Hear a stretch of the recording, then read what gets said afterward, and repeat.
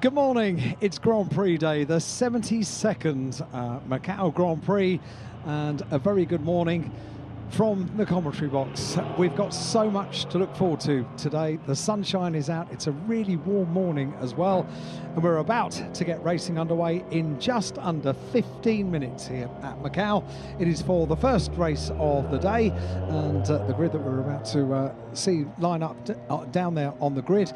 They had a day off yesterday. They were able to watch the racing that was taking place for all of our qualification races because they qualified on Friday here at Macau, and it is for the Greater Bay Area GT Cup GT4 cars around the streets of Macau. 9 laps in prospect for our first race of the day.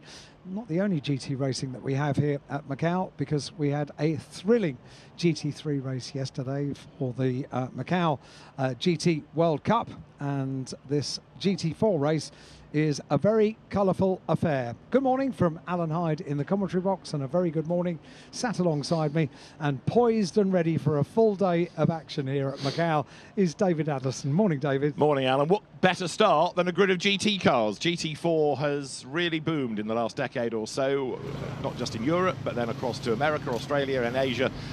And this Greater Bay Area GT Cup for GT4 cars has been a regular race at the Macau Grand Prix, but this year forms part of the championship, because new for 2025 has been the SRO GT Cup, which is a China-based GT4 series. It began at the Chinese Grand Prix, a sport race in Shanghai. It's been to Pingtan and on the streets of Beijing also a month ago. They've had double headers everywhere except here, where we get the one race. And you're looking there at the man that is the AM champion, and indeed second overall in the championship, Moritz Berenberg. The championship won by the driver that's on pole position, Han Li Chao. That is Cao Tzu Lung. He will start 5th on the grid in his Level Motorsports Toyota. We have 10 different manufacturers on the grid for this 7th round, final round of the championship. It is going to be a 9-lap race, and they're the BMW of a real mainstay of racing at Macau. Kelvin Leung lost his best lap for being in the fast lane too early in qualifying, so he's a bit further back on the grid than he would like to be. Doesn't look too bothered by that, does he? As we make our way down the grid, what you'll see is something really quite typical of the Greater Bay Area GT Cup, and that is local drivers from this area, the Greater Bay Area.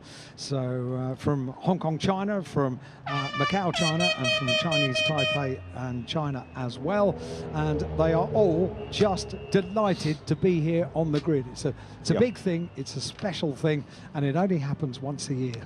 And for one driver, it's their farewell race. Darrell O'Young is on the outside of the front row, so second on the grid for what's going to be his last race. He had 2 class wins in silver in GT3 Asia in Beijing a month ago, and now he's having his last race, and where better after 20 years than on the streets of Macau. So 27 you're looking at there is the Toyota of Tao Ti Kwan, another of the Toyota GR Supras, and 55 is the...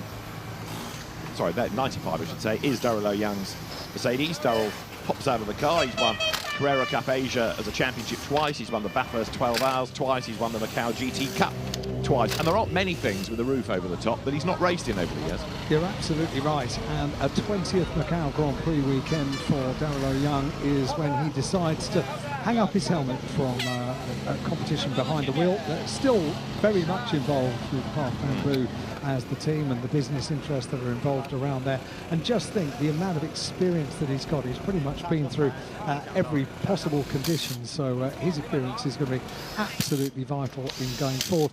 And you know what, it's an emotional decision when you've been competing for so long behind the wheel, and he has put on social media quite a few times this week, posts leading up to this event, and he has said just how emotional it is getting his helmet design the last time that he'll have a helmet design, and everything about this weekend is going to be an emotional experience. There's one gap on the grid, I think, where a car is not yet there. 36, I can't see, which is Yang Kai-wen's Mercedes AMG. 89, however, is there. That is the Supra of Cao Tzu Lung, who was last year's TCR Chinese Taipei champion, but has moved from touring cars into GT racing this season.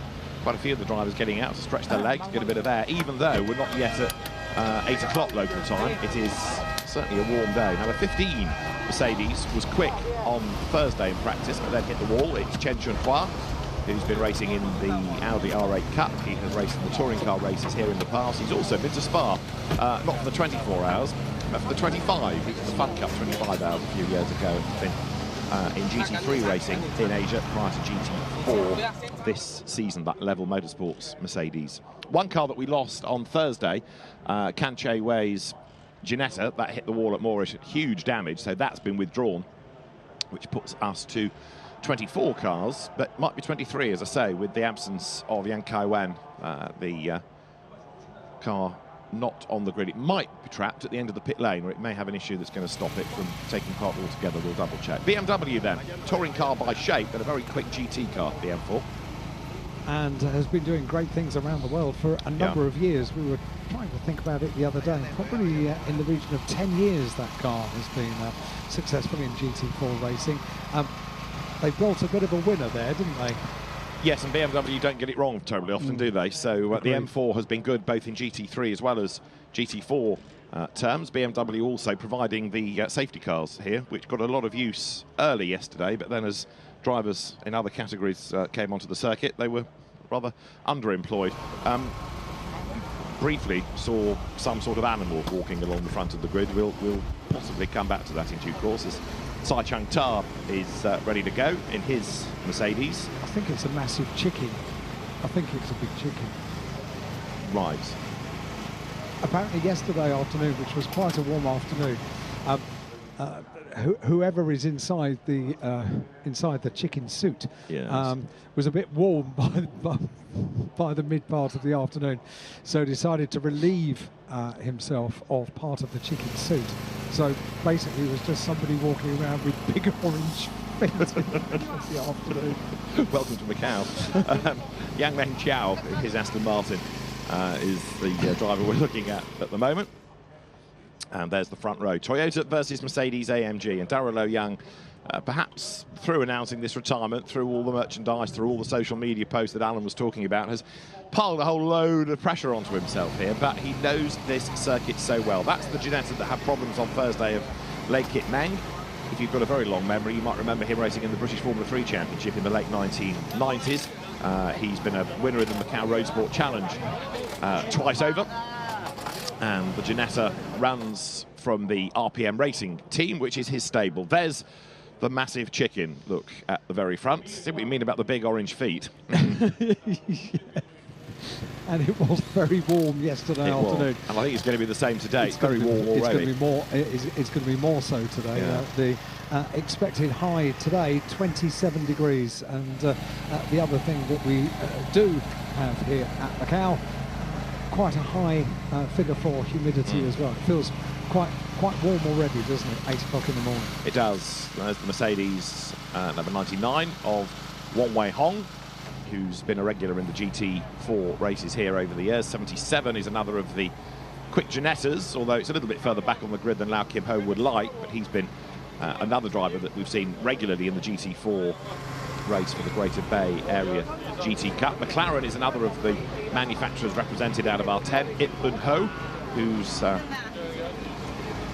be found a bit further back on the grid. He was another driver in trouble the other day, lost a lap and had an incident on Thursday, but the McLaren 570S all put back to how it should look. And yet another manufacturer, KTM, with the quirky up and forward bodywork to get Liu Qiren into the car. Chinese touring car racer. Again, he's been here regularly in the GT4 races over the years, and also this year has done the Hyundai N Cup. And here's somebody who is so intrinsically involved in the event, Miguel Ley, that not only is he a regular in the GT4 race, he actually works at the Grand Lisboa Hotel.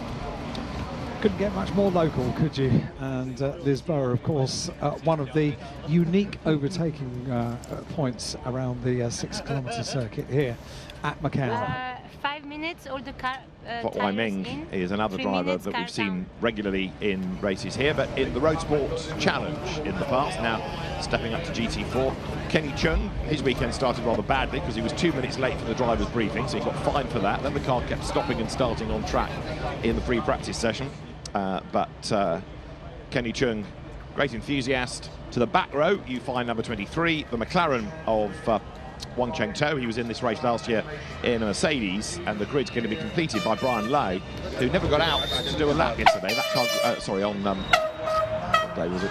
Slept since then. Friday. That's the one. It got to the end of the pit lane and then expired, didn't it? A bit like I'm about to. Pick a day, any day. Yes, yes. And it probably happened then. I know there was an early start. There was a lot of talking and You're quite a few right. interruptions. You're right.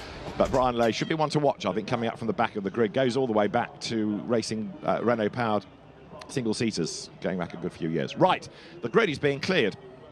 And the car's good to go for this rolling start, as befits a good GT race. GT4, to call it entry-level GT racing is perhaps a little bit unfair, because these are still serious bits of kit, but it's a cheaper alternative to GT3, and it's something that really has attracted the attention of the manufacturers. And it was a very slow burn. And then Porsche, having built the Cayman, wanted a GT4 model, and they thought, well, we talk about our GT3 Porsche, so they wanted to brand the Cayman as a GT4, and discovered that the IP to the name GT4 was owned by SRO, by Stefan Rattel's company. So they approached SRO and said, any chance we could use the GT4 tag? To which Stefan said, of course, absolutely no problem, as long as you build some cars to go onto the grid. And they did, and other manufacturers followed suit and thought, we better combat this sales pitch from Porsche, and the rest is history. The grid then has Han Li Chao on pole position from Darrell Young on the front row. Daniel Liu is next from Moritz Berenberg and Cao Tzu Lung. Kelmin Leung is sixth from Wang Ho, and number 27 of Tao Ti Quan. Next up, Chen Chunhua and Lu Kai Shun from Chuangxi Shun and Sai Chang Ta starting 12th. 13th on the grid, Yang Meng Chao. 14th is where Lei Kit Meng will start, and he's one to watch from Lau Kim Ho and Wong Wei Hong. Hopefully 17th on the grid is Kai Wen Yang. You've got Ipun Ho's McLaren. Lu Ki Ren next from Miguel Lai 20th. 21st on the grid, Fok Wai Ming and Kenny Chung next, with Wang Cheng-To and Brian Lai to round out the order. Is this the fairy tale that Darrell Young so craves? We shall find out, because they will go off on their formation lap in just a few minutes' time. Last couple of words from the teams. Just wondering what's going through his mind now, because he's lined up here for a race in some form or another for 20 Macau Grand Prix. And how special is this going to be for Darrell Young? Would be nice, wouldn't it, to have a headline story for Darrell Young on his final race? It absolutely would. He's been a loyal enthusiast of GT racing and of the Grand Prix. He was one of the drivers that came to keep the event going through the COVID period, which seems like a distant memory, but over here, of course, only 3 years ago, we were still having to battle through that. Grid being cleared of the mechanics, the engineers, the SRO officials as well. And there you can see the last engineers who will stay with the car to the 1 minute board. Engine will fire up, and then the leading car will take them away for the formation lap. Lovely mix of cars. You've got Audi, Porsche, Aston Martin, KTM, McLaren, Ginetta, Lotus, Mercedes-AMG, Toyota and BMW. Well done. There's not a lot you're missing out of that. Well done. Super stuff. So the heart rate goes up just a little bit for these drivers lining up at Macau for the first race of the day on Grand Prix Day. And what a privilege that is as well, to come here to Macau. You know that there are going to be a lot of people already in the grandstands at 8 o'clock in the morning, settling down for a full day of action. We've got single-seaters, 2 championships represented for single-seaters. We've got GT racing in the form of GT4, which are lining up now, GT3 a little bit later on, and we've got touring cars as well. The fans that come here to Macau in the grandstands from early on in the morning are well catered for in racing, GT racing, single-seaters and touring cars. What more could you ask for? Motorcycles. Okay, well, we had them first thing yesterday morning. And they were earlier than this, weren't they? About an hour earlier than this they started.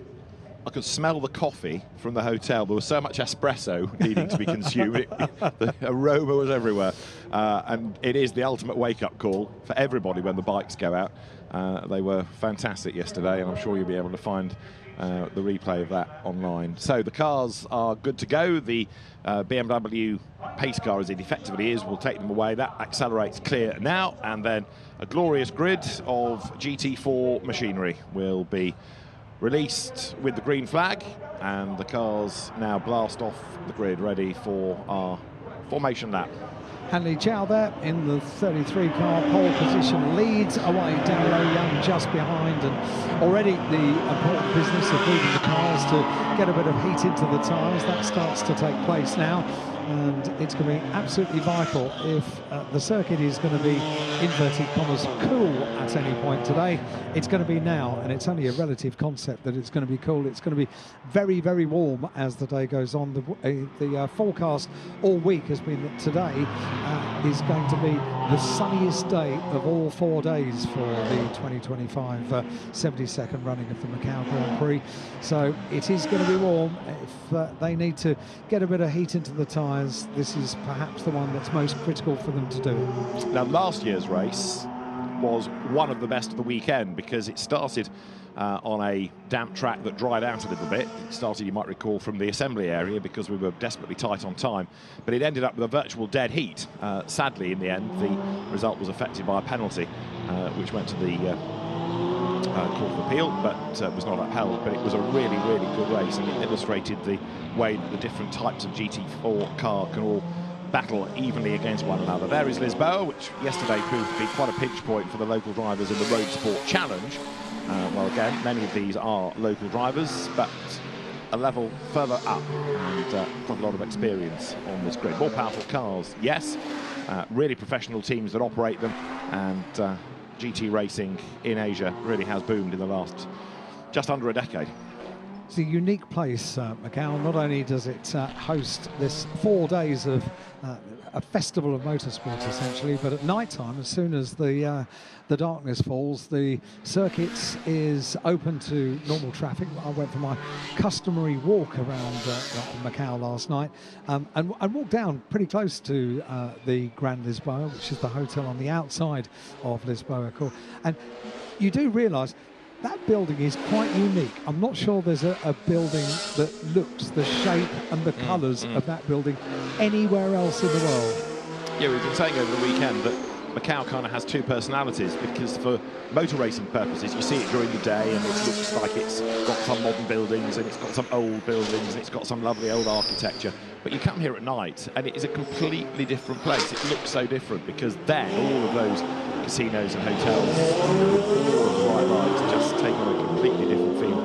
The cars now making their way up from Police to Moorish, narrow part of the circuit, and a really early break for this very, very sharp right-hander, out of which there number 3, the Lotus of Liu Kai-shun, turns. Before he came into car racing, he was a professional golfer, and is hoping that he's going to be able to work the second of the two Lotus Ineras up in the course of the next 9 laps. This is the slightly banked left-hander of Donna Maria, and that takes you down to Alan's favourite corner, the Melco hairpin. I say favourite corner because he's about to explain a yellow flag. Yeah, it's under yellow flag conditions throughout the 4 days of the Macau Grand Prix. No overtaking, very sensible.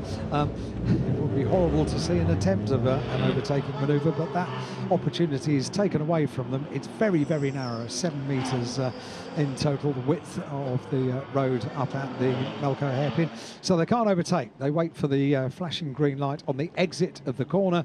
That's when the circuit goes downhill. It begins to open up. It goes into 2 lanes of normal traffic every day, and then opens up into 4 lanes. The widest part of the circuit is coming up behind the safety car now, and that's the completion of a lap. 2 right-handers at the end of the lap, Fisherman's and R-Bend, and it gets quicker and quicker and quicker.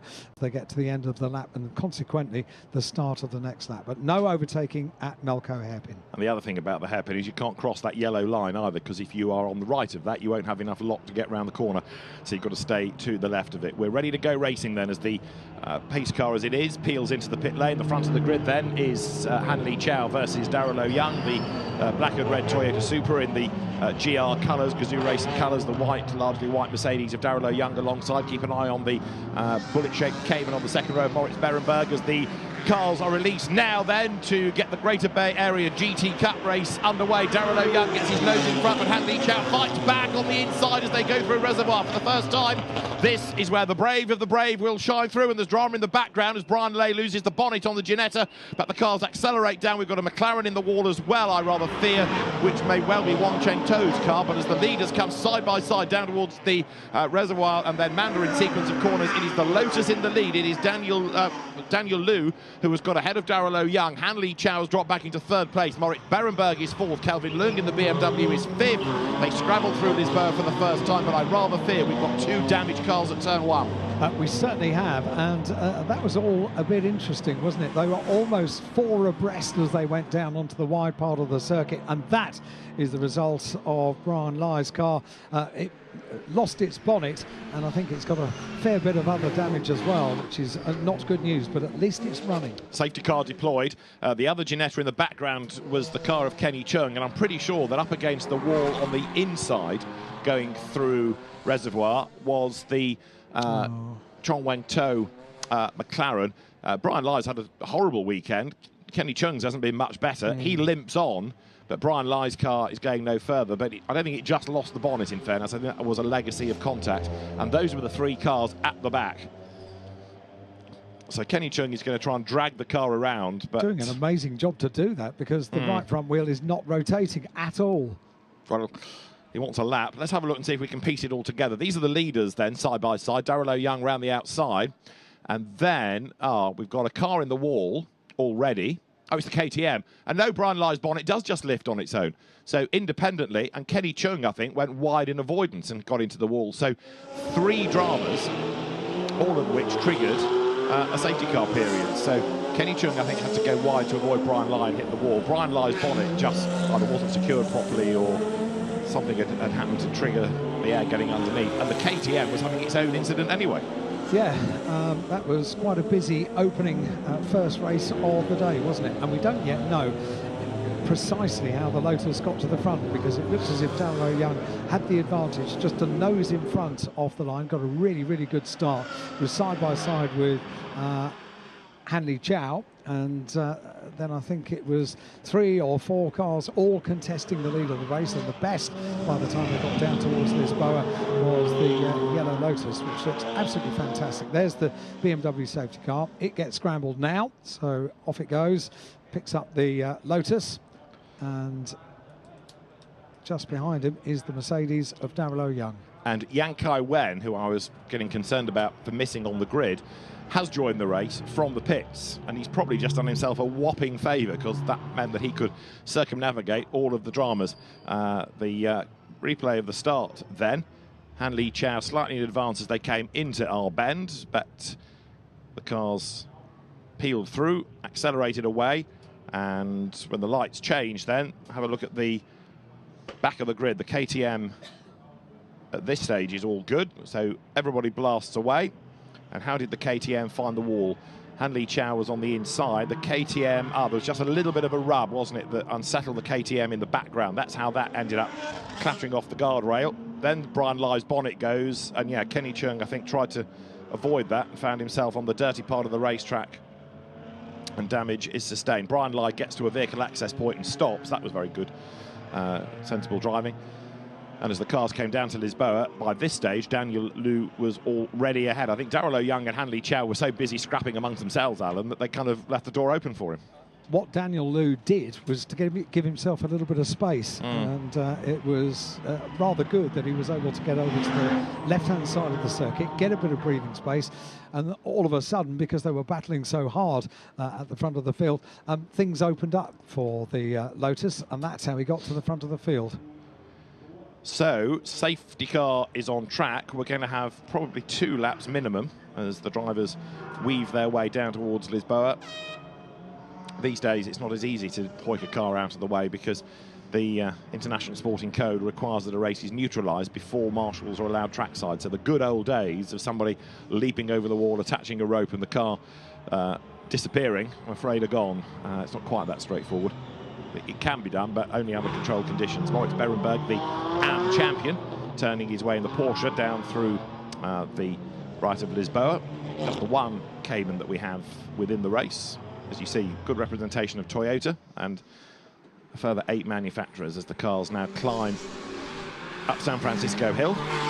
And Daniel Liu in the lead of the race. Not for the first time has he been at the head of the pack this year within the championship, because he did take a win in the first of the 2 races in Beijing. Now, Darrell O'Young is going to be on his toes on the restart, isn't he? Because he knows that he's running out of racing laps and therefore running out of options in order to try and take this fairy tale win. He was certainly on his toes for the start of the race as well, wasn't he? Came up towards the start of the race and immediately got just a little bit of a nose in front, and it kind of showed just how determined he is to make this a race to remember.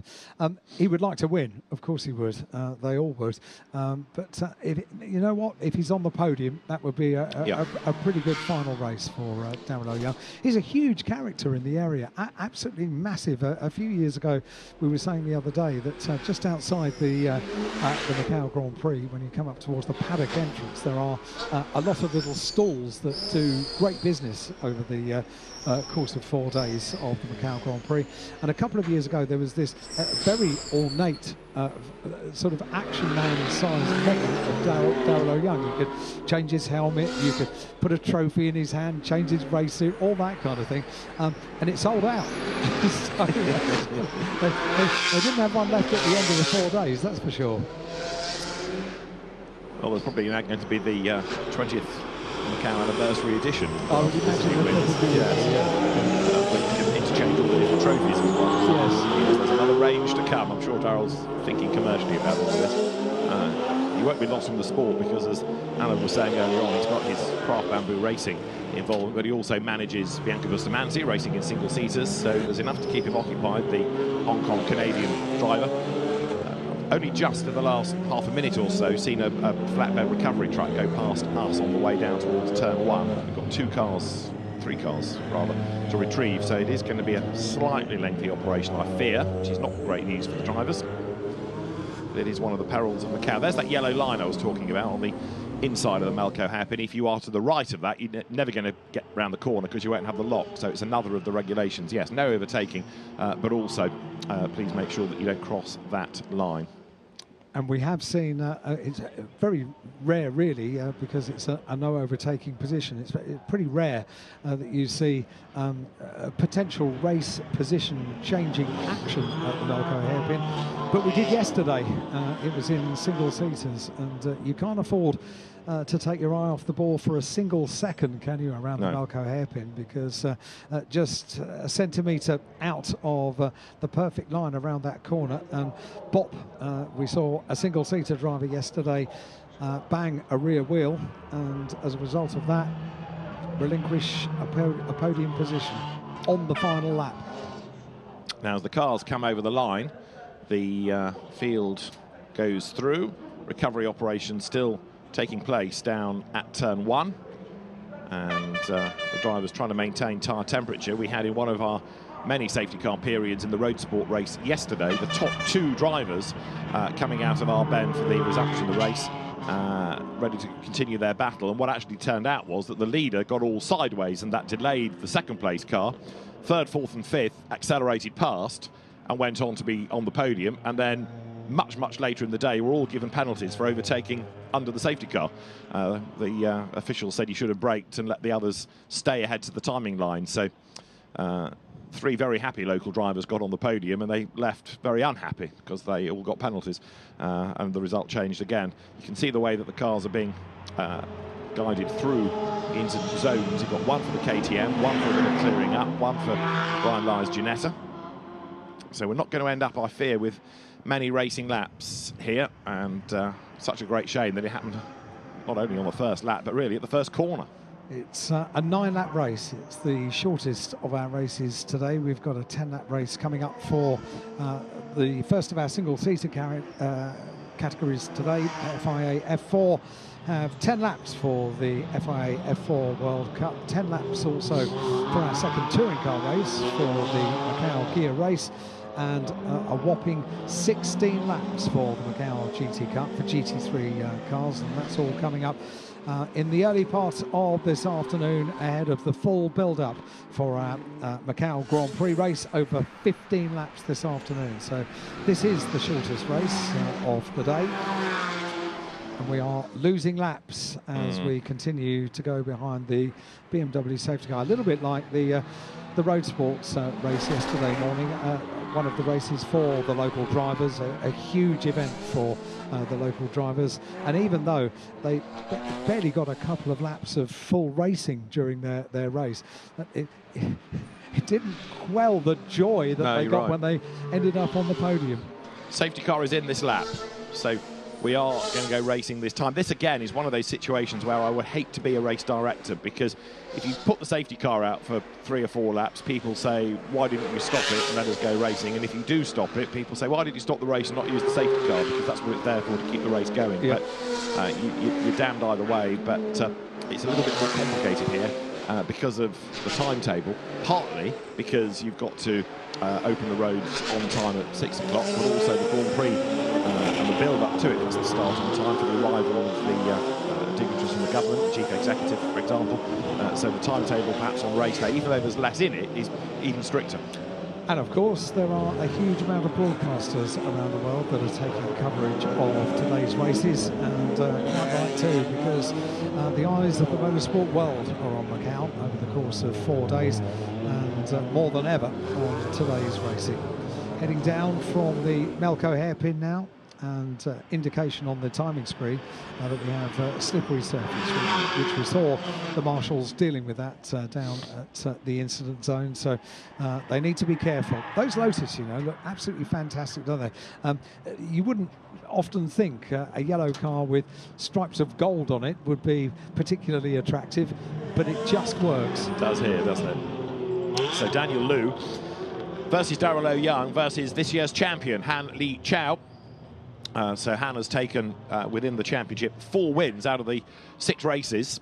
There is, within the SRO GT Cup, a silver championship, silver graded driver championship, and AM as well. He's the silver champion. Moritz Berenberg behind him in this race is the AM champ, and indeed second in the points of the championship. Green flag flies. We are back racing then as the cars come out of our bend, and a very good restart by Daniel Liu to jump clear of Darrell Young by a couple of lengths as they get down towards Reservoir. For the first time in this restart, the Lotus is away. Second then it's the Mercedes of Darrell Young. Third is the Toyota in the hands of Han Li Chao. Fourth is Moritz Berenberg in the Porsche, and there Darrell Young not even being able to go after the Lotus particularly. Daniel Liu has made a very good restart. This is the part of the circuit where quite often you expect the Mercedes to be the gun car with all of the grunt from that front engine Mercedes AMG power unit, but actually Darrell Young is under attack from Han Li Chao, who comes up on the outside line, and Moritz Berenberg to the inside. He's never raced here before, Moritz, but he's having a red hot go in 4th place. Certainly is, yeah. A really good restart by the race leader. The Lotus getting away very well. And what's happened at the bottom of San Francisco Hill? There's been a coming together at Lisboa as well. Le Kit Meng's Ginetta is in the wall, and if he can't get the car going, we're going to end up with yet another interruption, aren't we? So it might have been that there was another car involved in that as well. Darrell Young has gone missing, because Darrell Young has not gone through the second sector. You can see the Lotus, you can see the Toyota, and Darrell Young has ground to a halt going up San Francisco Hill. So you've got the Ginetta stationary there. The safety car again is called, but Darrell Young's Mercedes has got a problem and has ground to a halt further after this corner. Now let's try and have a look. This is the first incident. So Le Kit Meng is given a bit of a whack by the Mercedes that just fires him off, but already look, the yellow flag is showing further up the road because Darrell Young has stopped. You know, just saw something happening in the bottom of the screen on the right-hand side, and there it is. And Berenberg's gone in the Porsche as well, look. So Darrell Young, now that's curious because Darrell Young was second and Berenberg was 4th, wasn't he? So has Darrell Young had his own moment that Berenberg caught up in it? We'll try and piece it all together, but we've got the safety car yet again, and now 2 cars to remove at a pretty difficult pace. Not very many cranes at San Francisco Hill, for example. You need flatbeds. Yesterday and today, it's been a tricky first race for the largely local competitors, and now we need to try and piece together exactly what's happened. So yeah, so Darrell go. So Darrell goes straight on, if you like, at the bottom of San Francisco Hill, which is perplexing to say the least. It is, unless he'd run over something that damaged a tyre. But you're right, Darrell Young then ran out wide, hit the barrier and bounced across the road, and then an unsighted Moritz Berenberg getting into the back of him. So the AM champion is out of the race. It's not going to be the fairy tale result that Darrell Young wanted. And truth be told, it's not really the race that people wanted, with still not a full racing lap completed. So the safety car comes through. We're down to 5 laps to go now anyway, and Daniel Liu, Han Li Chao and Kelvin Leung the top 3. In 4th place is Lu Kai-shun, up from 10th on the grid, and there again is the safety car.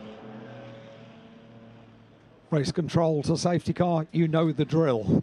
He's only done it a couple of laps ago, and once again the BMW safety car is scrambled, picks up the leading Lotus of Daniel Liu.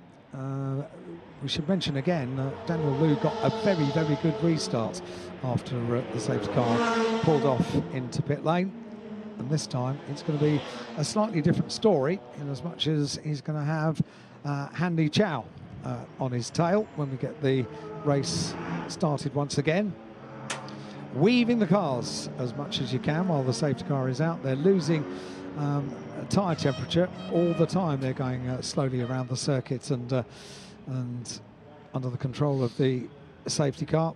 And the problem with that is you lose tyre temperature if you don't keep it up. Then you're more likely, once the safety car comes back in, to have another incident because of cold tyres. So it's a tricky situation, this. So everybody staying to the right to give the track workers space.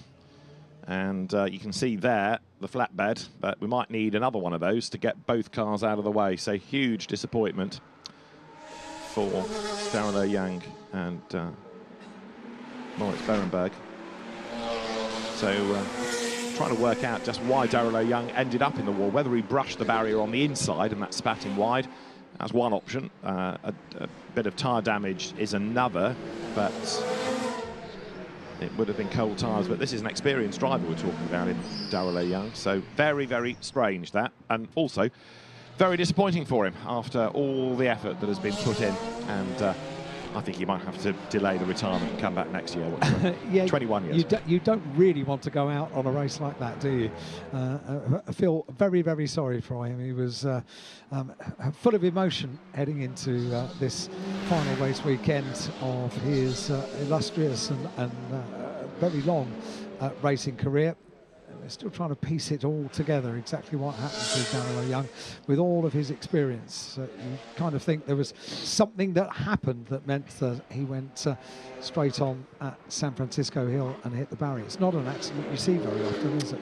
No, it's not. We had an incident there in the road sport race yesterday, but that was by somebody trying to get up the inside, which was never going to work. Cars then turning their way through behind the safety car. So from another angle, this is the bottom of San Francisco. Have a look at the second place car. Now, does Han Li Chao get into the back of him maybe and give him a nudge? Doesn't look like it. There's a gap, and Darrell Young, I think he might have just skimmed the wall on the inside, and that fired him onto the wrong line. Berenberg's the unlucky one. He arrives around the corner and suddenly is staring at the back of the Mercedes AMG that he doesn't want to see. So I think we're slightly closer to knowing. At least I think we've now worked out that he didn't get tapped into that position. It's still a little bit perplexing, and whatever was the cause of it, hugely disappointing. We'd like some good news. Yes, please. What Lei Kit-Meng's Ginetta that we saw get spat down the escape road into the tyres, that's rejoined. So it's lost its rear wing, but at least that part of the circuit's clear. That is very good news indeed. He being the winner of the Road Sports Challenge race last year here at Macau. And he's not had the best of luck over the course of 2025 here at Macau.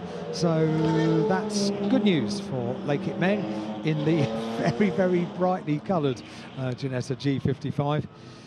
Couldn't have more colours on it if it tried.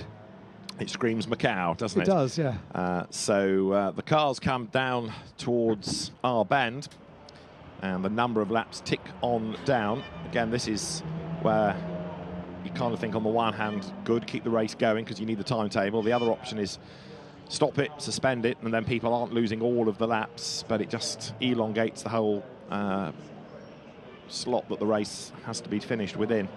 Very difficult for race control to judge it absolutely spot on. So at least this way the race keeps going. And ultimately, although there is a frustration when a safety car is called, the onus is on the drivers not to hit things or each other. As we saw yesterday in the World Touring Car event, in the FIA GT Cup, in the Grand Prix qualification race, it can be done without hitting things, hitting each other. And here, sadly, what should have been a really lively race has ended up with a number of the star drivers being eliminated early on, and we're looking forward to the resumption of the race, which hopefully ain't going to be too far away. No further investigation into the incident at Marshall Post 3, so they've had a look at the incident in race control and deemed that no further action is required. Somebody was also saying to me this morning just how quickly the recovery vehicles, bear in mind that a flatbed recovery vehicle goes out to wherever on the 6-kilometre circuit. It doesn't come back here to the paddock on the circuit itself. It uses the perimeter roads that go around the Macau circuit. And already we've got Brian Ly's car being dropped off down here in the paddock. Very, very quick, aren't they? Yeah, they are. It's a well-drilled operation there at the bottom of San Francisco Hill. Still the clear-up continues to try to get Porsche and Mercedes AMG out of the way. There is a vehicle access gate just opposite that, but I'm really rather fearful about how many racing laps we're going to get in here. Well, we have 5 laps completed. It's a 9-lap race. They are on lap number 6, and one thing that you do have to do at Macau is make those manoeuvres count early on in the race, because you never know what's going to happen to you over the course of 9 laps around Macau, and making a move in the Lotus for the race leader early on may well prove to be a decisive move in the overall positions. Daniel Liu. What was it Christopher Haase said yesterday down there on the grid when he had a chat to them? Anything can happen at Macau. He wasn't wrong. And very often does. Yep. Indeed so. We're going to have at least one more lap under the safety car as the field turns through. Daniel Liu then leading Han Li Chao and Kelvin Leung in 3rd place. It's the second of the Lotuses in 4th of Liu Kai-shun, and then Cao Tzu Lung 5th. Wang Hao is in 6th spot. Miguel Lai 14th in the Audi. And Lei Kit-meng last and 19th in the now rather battered Ginetta. At least it's still circulating. It might be a bit of a handful when he goes racing without the rear wing. Something else there, but a lively ride. He just wants to get to the end of it now. And they need to be prepared to get things back underway at any point. So keeping heat into the tyres when they get to the wide part of the circuit, weaving the cars from side to side to try and keep heat will hopefully prevent any kind of problems as far as cold tyres are concerned when the race gets back underway. Now the lights go out coming down through Black Sands, which is the other side of the Melco hairpin, and we understand that they're not too far away from getting the recovery done. Safety car in this lap. Brilliant. We are set to go once again then. The lights go out and race control trying to get the race back underway as quickly as possible. Right. Have you got anything that's not crossed? Because it needs to be crossed to get through to the very end. Daniel Liu leads the Greater Bay Area GT Cup. And now they know, don't they? Weaving the cars a little bit more vigorously than they have on the previous 2 laps to get things back underway, to get racing back underway here at Macau. Our first race of the day, the Greater Bay Area GT Cup. The safety car, the BMW safety car, busy already. It's only just coming up to 8:30 in the morning, and already he's been called into action twice in the BMW safety car. But we are racing. Green flag is waved, and the Lotus comes across the line. And he's not going to have this easy, is he? He's not, but a rather tardy restart from Kelvin Leung in the BMW. He'd lost a lot of time to the top 2. So the champion in the SRO GT Cup, Han Li Chao, now tries to concentrate his efforts on getting past Daniel Liu as the cars come down towards Mandarin, out of Reservoir, on towards Lisboa. Lotus leads, Toyota second, big gap back to BMW. There's a yellow flag at the end of the previous lap. We'll worry about that in a moment then, because somebody has had a drama coming through. Safety car again. we've had a car crash at the end of the restart lap. There's a change going on for third place, but Lukai Shun round the outside of Calvin Lowe. That was a nice move on the outside, but the safety car again, and it looks as though Chen Chun Hua in the Mercedes has crashed. We've also got another Mercedes facing the wrong way at Lisboa. Sai Chang Ta facing the wrong way. It's one of those races, I'm afraid. And there, coming up to the resumption of the race, is Chen Chun Hua, who has accelerated on his cold tyres, Alan, and just understeered into the barriers. It's so important, isn't it? Lap after lap behind the safety car. You have to get the tyres back up to temperature. And oh dear, there we go. Understeers into the barrier, and quite hard into the barrier there as well. And then this down at Lisboa as well. Wonder if there might have been a little bit of a touch going in to Lisboa there from behind. I think you're right. But we'll wait and see the result of that. But yeah, so two separate incidents on the restart. However, I've got a real positive about this for the race leader. He's been exceptional. Both of the restarts have been really good. He's under pressure. That time he was under pressure from Hanley Chow, but off the line and on the restart, the race has got away very nicely indeed for Daniel Liu.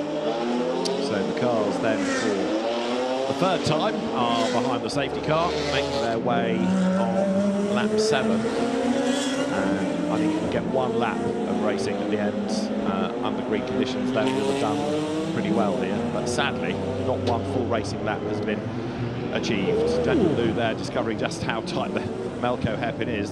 Same for the other Lotus of Liu Kai-shun. What did we just see there? It was so close to the barrier on the exit of Melco. Right, this is the Chen Chun Hua not restart. This is coming through our bend. This is the last corner. And I think, again, he might have just skimmed the wall on the inside, but he fires himself out to the outside. It was our bend rather than Fisherman's, and that's the reason for yet another safety car. What was the reason for Daniel Liu, do we think, going so close to the barrier on the exit of Melco hairpin behind the safety car? That was really close. Yeah, good question, that. Now, slightly concerned that we've not yet got anybody working on the Mercedes, but perhaps the diktat from race control is we need everybody through and then we can deploy people onto the circuit. But I think this is going to go to the end under the safety car now, I'm sorry to say, because we're on lap 8, and let's have a look as the cars come down towards Lisboa in replay. So this is the Liu Kai-shun pass for third position. Green flags are still being waved here, and now there's a yellow flag. So had he done that move just before the yellows and the safety car was deployed, it's marginal, but I think he was just okay. But Chen Chun Hua started the weekend with a damaged car. Prediction, by the time that is out of the barrier, will be for a checkered flag, I think. Because, oh dear. That's not the best way to jump down from the wall. Anyway, they keep smiling. It's going to take a bit longer, I think, than normal because of the way it's embedded under the tyres. At least they were quite jolly about that. Yes, right. Yeah. They could see the... oh, you did it as well? Yes. The amusing side of it. And word should go to the marshals that are dotted all the way around 6 kilometres on Macau. They do an amazing job. It was incredible when you saw Darryl O'Young's car at the bottom of San Francisco, and then all of a sudden, when the word was given from race control that the marshals can come on to the circuit, how many did you see? A dozen marshals all in one go. Something else that I've noticed walking around Macau in the evening, increasingly so now, the security guys or the marshals that are working on the corner elect to stay there on the corner overnight. So they set themselves up, little airbed, all the home comforts, little alarm clock set up, and a few drinks and some food to get them through the night. But the commitment to duty and looking after all the equipment that's on every marshal post, that happens all the way around the circuit. It's quite a commitment that they do to this event, to make it, to help it run as effectively as it does. I'm afraid to say that the race is going to end effectively in the order it is now, because we're on the 8th lap of the 9, and I don't think the safety car can come in this time. So we have a result and not one racing lap completed, a full racing lap, which is a massive shame for a championship that really rather deserve better. But if drivers hit things, what can you do? Yeah, very disappointing. We said it yesterday about the road sports as well. The bigger the grids, we love big grids. It looks really, really nice when you've got a full grid lined up down there to take the start of a race. However, the probability of something going wrong, like we saw yesterday morning and this morning, it raises with the size of the grid, doesn't it? So we've got quite a comfortable number of GT3 cars competing for the FIA GT World Cup, the Macau GT Cup later on.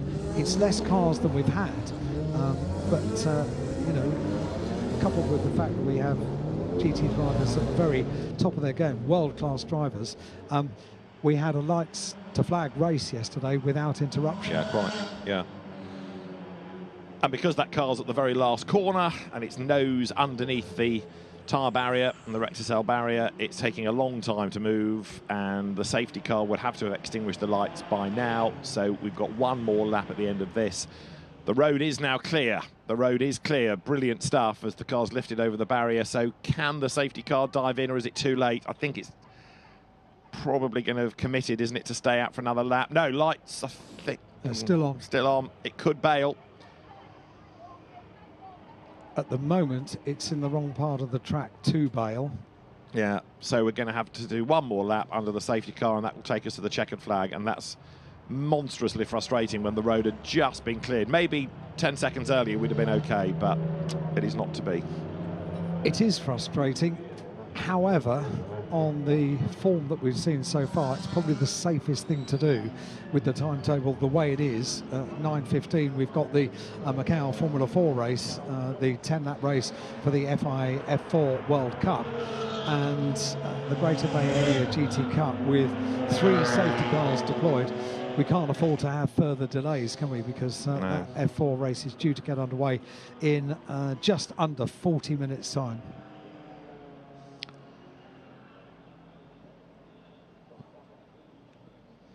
So the cars now come down through the approach to Mandarin, and of course the safety car can only leave the circuit into the pit lane. It's not that it can park anywhere else around the racetrack and get things underway here, for example. It's got to come into the pit lane. So again, sadly, a bit like yesterday's Road Sport Challenge, it's a race that is going to be finishing under the safety car. Now, perversely, because of a spin and then having to press on to catch up, the fastest lap of the race to Sai Chang Ta's Mercedes, that's in 18th place. So Daniel Liu is going to take a second victory of the season, and in second place will be Han Li Chao, and the champion is going to therefore round out a very good season with yet another podium finish, and it will be the other Lotus of Liu Kai-shun for third position. How often do you say that the fastest lap was about a minute and a half quicker than anybody else in the field? That's quite a unique one, isn't it? And only at Macau can you say that the fastest lap of the race was done under the safety car. Yeah. I'm afraid to say, because we've had so much safety car not running, there's no real option in this race. So Daniel Liu will bring the field back towards the start and finish area. We saw it yesterday in Road Sports that the safety car will peel off into pit lane, and they are allowed to go up towards the checkered flag. And yesterday, I think we had the car in second place that had a bit of a Geronimo moment when they came around the final turn. Geronimo Badaraco was going for the win, but that can't happen. No, and in the end, he got a penalty for doing so. But you're right. It's like a ceremonial finish, isn't it? So the cars will drive to the checkered flag, but we know the result because you can't overtake until you get to the timing line, the control line, and that's where the checkered flag is. So it's for show more than to restart the race. But what could happen is that somebody else goes wide and puts it in the wall, and you gain a place as a consequence. So it's possible to change the result, but it shouldn't really be happening. So Daniel Liu, who was Carrera Cup Asia champion back in 2021, has been a regular in single-seater racing, drove in Europe for a time in the Euro Formula Open. He raced the GT World Challenge Asia, in Asia Le Mans, and he is on his way to win number 2 of the season. He won the first race in Beijing, and looks like it's going to be a victory here for him as well.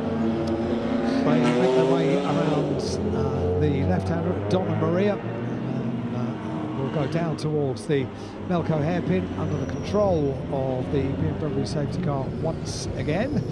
And I think Hanley Chow will be a little bit frustrated by this, because he looked as if he got a really good restart that last time after the safety car came in, and was looking at challenging the Lotus for victory on the top step of the podium. He'll be there on the podium, albeit on the second step of the podium, for our first race of the day for the Greater Bay Area GT Cup for GT4 cars under the control of the BMW safety car, whose lights are now out. It will pull off the circuit at the end of this straight, and then the top three and the rest of the field will make their way up towards the checkered flag for the first race of the day. So Daniel Liu takes a Pyrrhic victory from Hanley Chow, and then Lu Kai-shun in third place. Lei Kit Meng getting to the end, but I think there'll be a real sense of frustration amongst the drivers and for the drivers as well. Safety car peels in, they drive to the checkered flag, it is waved, and Daniel Liu, who wins from Hanley Chow, and we have had Lu Kai-shun take the flag in third place, but he's just been noted for overtaking under the yellow flag, so that move down at Lisboa may not stand. For now, he is shown as being in third place, and that was your Greater Bay Area GT Cup race for GT4 cars. Daniel Liu, the winner, and all of that work done on the first couple of corners. It most certainly was, and we say it so often here at Macau, you need to make those manoeuvres early on, because you never know what's going to happen over the course of the race. And the victorious Daniel Liu, Liu Wenlong, across the line first, takes the checkered flag, and there will be, of course, the slowdown lap. Probably one of the first laps that he'll have done in completion without a BMW in front, up towards San Francisco.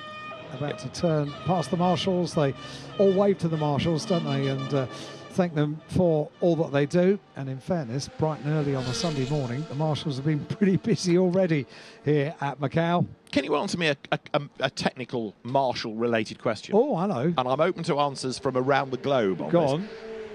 I can't think of any other circuit that I go to where marshals trackside are not in fireproof overalls. They're not in orange suits, they're all in their Macau jackets, they've got their orange tabards, but finding a marshal in a fire suit and an orange suit, we talk about the Orange Army, for example, in terms of marshalling, but not here. It's a really good point. It's a really good point. Do you have a really good answer for me? I don't know. Ah, okay. No, well done. That's the winner. That's Daniel Liu, that is. It is. I don't feel like a winner. I don't know the answer to that, but a really good question as well. Although, and I sort of have a variation on a theme of an answer for you. Right. Marshall's suits, the pro bands, the orange suits that we see in many parts of the world, including the UK, do seem to be worn by security at nightclubs here. Okay. So now you know. I'll ponder. Let's have another look at this moment for Lu Kai-shun. So the second of the yellow Lotuses is what we're looking at. Right, there's a green. There's a green. He comes up to the outside of the BMW. We're still under green flags. Look at the green flag nearest to us at the bottom of the shot. That's still there. Still a green flag. He's alongside, and there's a yellow coming out any second. He's ahead. He's ahead. He's ahead. He's ahead. There's a yellow flag being shown there. It was ahead slightly, and then the car goes out of the corner, stays ahead of the BMW. So that is what is being looked at by race control. But equally, at the speed you're going, to suddenly have to stand on the anchors and drop back in. So that was one part of the excitement. And then that, of course, that bit of contact that turned around the Mercedes of Tai Chang Ta, that was under a yellow flag. So it's one thing to complete a manoeuvre, it's another one to turn somebody around under a yellow. They're going to be busy in race control, aren't they? Not wrong. Goodness me. This is our winner of our first race of the day. The number 20 car started on the second row of the grid, started third on the grid, got a couple of really good manoeuvres completed by the time they got down to Lisboa on the opening lap of racing. And that all rather paid off for the Lotus driver, Daniel Liu, on this slow-down lap, onwards and inwards into pit lane. Those Lotus are really cool, don't they? Really very smart indeed. And it's interesting that they have gone so well over here. There are certain cars that seem to... I mean, you can put a lot of it down to the team, but they work better in some regions. You know, we have seen the Emira in British GT, and the team that was operating them, Mahiki Racing, eventually just could not sort out the reliability and eventually moved to Ginetta and got rid of the Lotus project, which is a shame. We've seen Toyotas here winning this championship. They've been really good in French and European GT4, but haven't worked necessarily in other markets. So maybe it's down to the nature of the tracks or the teams that operate the cars, but certainly here the Lotus has done very well. Team Pegasus, the squad that operates Daniel Liu's car, well, he's a delighted driver. He may not have done many flat-out laps, but he cares not. He's a winner at Macau. Because that is an iconic shot on the top of the car in Parc Fermé. A win is a win, and he's going to enjoy every single moment of that. However many laps you are behind a safety car, this is what it means to a driver and to a team as well. To be on the top step of the podium at Macau is something very, very special indeed. So celebrations down in pit lane, celebrations in Parc Fermé as well. Very soon we'll have our first podium of the day. But you see, it might not have been the race that we were looking forward to, racing lap after racing lap. But you have to be there to be there. Well, exactly. What Daniel Liu did off the start to jump ahead of Darrell Young and Han Li Chia, who were so busy concentrating on each other, they let him through. The work was done. You know, he didn't luck into that because they crashed out of his way. He had to overtake them, and he did it on cold tyres on a really fast part of the circuit. So Daniel Liu has done a good job. Provisionally third is Liu Kai-shun there, his teammate, and the other team, Pegasus Emira. But Daniel Liu is all smiles, and hopefully next year the GT4 brigade will be able to keep themselves a little more the right side of the line. Whether it's, you know, the fact that it's early in the morning and the road is still cool, discuss. But I think part of it comes down to the fact that you want to do well at Macau, and there's a lot of pressure on. And one of the other things that comes out of that race is a very sad way for Darrell Young's race, his final race, announcing his retirement a little bit earlier on this month. His retirement after this race, but unfortunately retiring from the race early was not quite the fairy tale answer that he would have liked for his final race. So, do you know what? I'm going to go with your idea. Maybe we'll have another retirement race in the future for Darrell Young. Yeah. Yeah, comebacks quite a thing in motorsport, aren't they? So, Darrell, we'll see you next year. And that also gives you another year of merchandise to sort out. Let's have a look at the very provisional result then, headed home by Daniel Liu Wenlong from the SRO GT Cup champion Han Li Chia, and under investigation Liu Kai-shun for third. Calvin Leung was fourth. In fifth spot it was Cao Tzu Lung, and Wang Hao was in sixth place. Zhang Shishun seventh ahead of Tati Kwam, Yang Men Chao and Lo Kim Ho. Rounding out the top 10, we have Miguel Lai in 12th place. We have the recovered Lei Kit Meng in 16th. And Liu Kai-shun's passing under the safety car yellow flags. No further action. The move was done in time, say race control. And that's good news. That means the podium we're going to get will be the podium, the top three confirmed, without having to go and investigate anything post-race. Lots of disappointment for the likes of Brian Lai, who's had an absolutely miserable weekend, and Liu Tiren also struggling. The grid is being formed ready for our next race for single-seaters here at Macau, but the representatives of the Greater Bay Area GT Cup presentation party will very shortly be making their way to the podium, and it will be Daniel Liu that will be on the very top step in readiness for the podium. Representatives of the Galaxy Entertainment Group are going to be there, and the podium ceremony will be getting underway very shortly. The trophy queens will be on the podium. The trophies will be brought forward. The drivers will be there as well. And first up, they've got to sort of battle their way through the paddock, haven't they? Through the hundreds and thousands of people, it feels like, that are there. And not the work of a moment. No, the enthusiasm from the drivers we talk about, but the same is mirrored by the fans who all want to see the drivers, all want to be there and celebrate the moment. Photograph, please. Can I just have a quick photograph with a winner at Macau? Because it's a fairly rare thing. It's a very exclusive club, isn't it? The drivers over the years that have been on the top step of the podium and experienced that joy of victory here at Macau. And yeah, rightly so, fans, spectators and officials alike, they all want to get a few selfies over the course of the weekend. So a second Lotus win of the season, and a Lotus 1-3 in the final round of the SRO GT Cup, the Greater Bay Area GT Cup race here at Macau. We'll have a look back on the best bits of a sadly much interrupted race.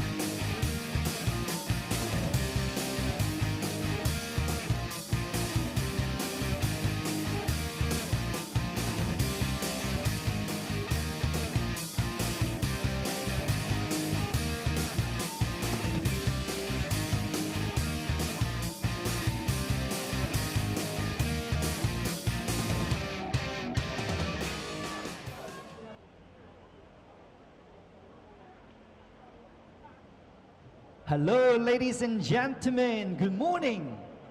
Welcome back to the 72nd Macau Grand Prix. And now it's time for the prize presentation on the podium. Attention in the paddock. Paddock gate is now open. Paddock gate is now open. We're gonna present the prize for the Greater Bay Area GT Cup GT4. First of all, please welcome our winners. The second one-up, number 3, Liu Kaishun from Hong Kong, China. And the first one-up, number 33, Han Ni Chao from China. And the winner is number 20, Lu Wenlong from China. Congratulations. Congratulations to all of our winning drivers. And first of all, please welcome Mr. Bernard Falk, Vice President of Program Management of Galaxy Entertainment Group, to present the laurel and trophy to our second one-up, number 3, Liu Kaishun from Hong Kong, China.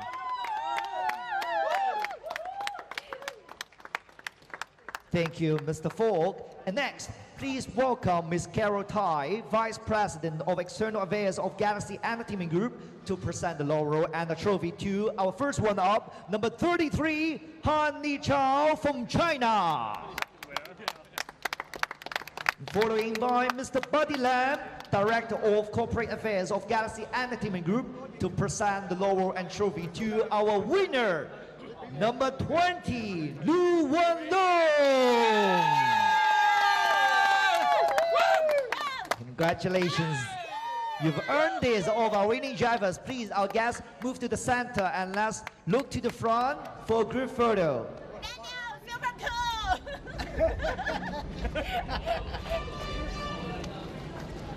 All right.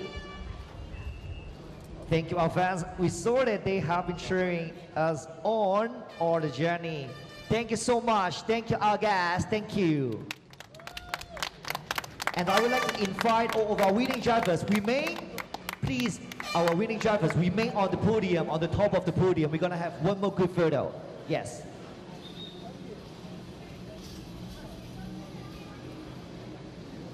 Please look to the front again, and let's give a big round of applause. Sending out congratulations to our winning drivers.